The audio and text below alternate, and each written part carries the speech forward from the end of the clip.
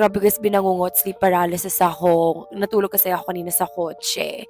And pagising na ako, at akala ko gising na ako. Tapos na-realize ko, ba't hindi ako makagalaw?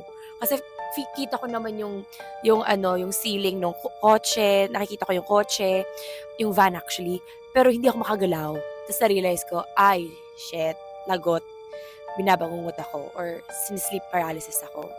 Medyo nako-confuse ako sa differences. Anyways, so, tina-try kong gumalaw, tina-try kong umungol kasi gusto ko magsigaw or mag-make a sound na mga ganong sound na yun para marinig ng yaya ko at para gisingin niya ako at tapikin niya ako.